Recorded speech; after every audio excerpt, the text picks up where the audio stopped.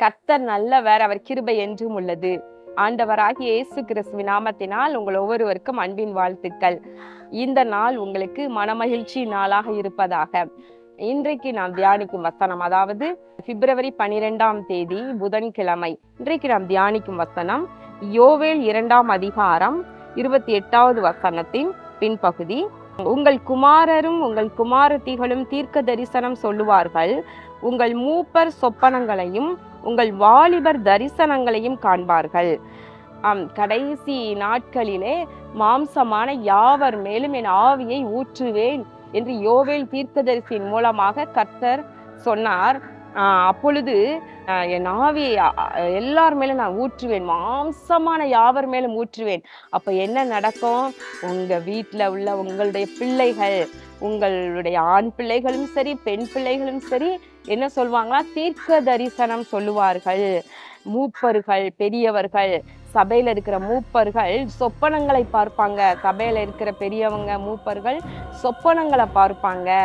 அவங்கள் வாலிபர்கள் தரிசனங்களை பார்ப்பாங்க என்று ஆண்டவர் சொல்லுகின்றார்.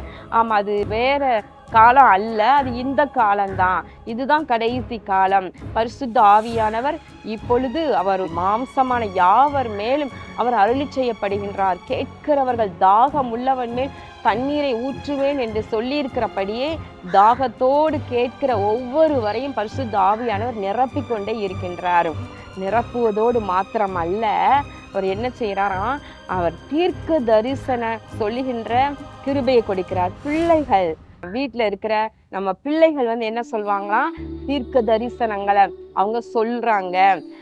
இந்த காலத்துல இப்போ அப்படிதான் நடந்துகிட்டே இருக்குது பிரியமானவர்களே. அப்ப பரிசுத்த ஆவியானவர் தாராளமாய் கொடுக்கப்படுகிற அந்த நாட்களை நம்ம அசட்டை பண்ணிடக்கூடாது, நம்ம அற்பமா எண்ணக்கூடாது. இன்னும் காலம் இருக்குது என்று சொல்லி இந்த கிருபையின் காலத்தை வீணாக்கி விடக்கூடாது. மூப்பர்கள் சொப்பனங்களை பார்க்கிறாங்க. இப்ப இதன் மூலமாக எல்லாம் கர்த்தர் என்ன செய்யறாராம்?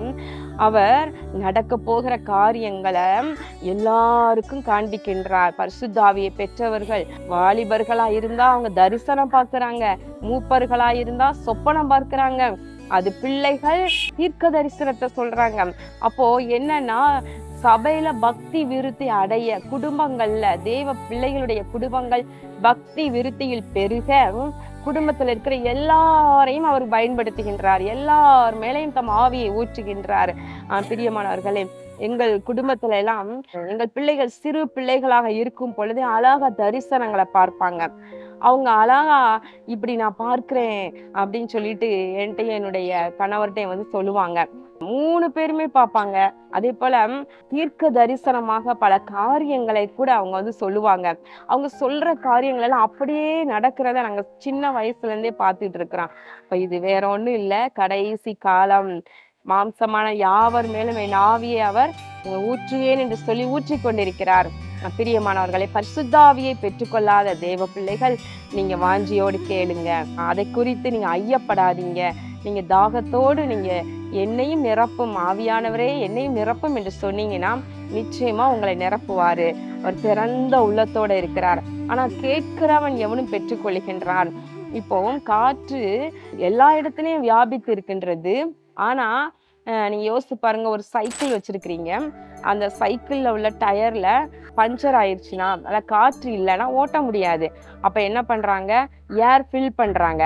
அப்போ சொல்லலாம் இல்லையா, அதான் பூமி முழுவதும் காற்று இருக்குது, எதுக்காக இந்த டயருக்கு மட்டும் காற்று தனியா ஃபில்லப் பண்ணணும் அப்படின்னு நினைச்சு டயர்ல காற்று வேணான்னு நினைக்கிறாமா? வேணான்னு சொன்னா வண்டி ஓட்ட முடியாது. அதே போல ஆவியானவர் ஜலத்தின் மேல அசைவாடின பரிசுத்த ஆவியானவர் இன்று நமக்குள்ளையும் கேட்கும் பொழுது ஊற்றப்படுகின்றாரு. இப்ப நான் எங்கும் இருக்கிற பரிசுத்த ஆவியானவர் தான். ஆனா நம்ம கேட்கும் பொழுது நமக்குள்ள ஒரு விசேஷமாய் வந்து விடுகின்றார். இப்ப நீங்க கேளுங்க, கர்த்தர் உங்களையும் நிரப்புவார். கண்கள் மூடி ஜெபம் பண்ணுவோமா? எங்கள் அன்பின் பரலோக பிதாவே, இதோ இந்த நாளிலே நாங்கள் தியானித்த உம்முடைய வார்த்தையின்படி கர்த்தாவே, இதோ நீ கடைசி நாட்களிலே மாம்சமான யாவர் மேலும் என் ஆவியை ஊற்றுவேன் என்று சொல்லி கர்த்தாவே, குமாரர்கள் குமாரத்திகள் தீர்க்க தரிசனம் சொல்லுவார்கள், மூப்பர்கள் சொப்பனம் காண்பார்கள், வாலிபர்கள் தரிசனம் காண்பார்கள் என்று சொல்லி இருக்கிறபடியே ஆண்டவரே தேவ பிள்ளைகளுக்கு அப்படியே பரிசுத்த ஆவியானவர் ஊற்றப்படுவீராக. அவருடைய கண்களை திறந்தருளும், தரிசனங்களை காணும்படி செய்தருளும், சொப்பனங்களின் மூலமாக பேசுவீராக. ஆண்டவர் குடும்பத்தில் இருக்கிற வாலிப பிள்ளைகளை நிரப்புவீராக.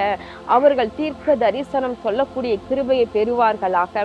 இந்த உலகம் ஆசை இச்சைகளிலிருந்து விடுபட்டு பரிசுத்த ஆவியை பெற்றுக்கொள்வார்களாக. இயேசு கிறிஸ்துவின் நாமத்தினாலே வேண்டிக் கொள்கிறேன் நல்ல பிதாவே, ஆமென். கர்த்தர் உங்களை ஆசீர்வதிப்பாராக. ஆமென்.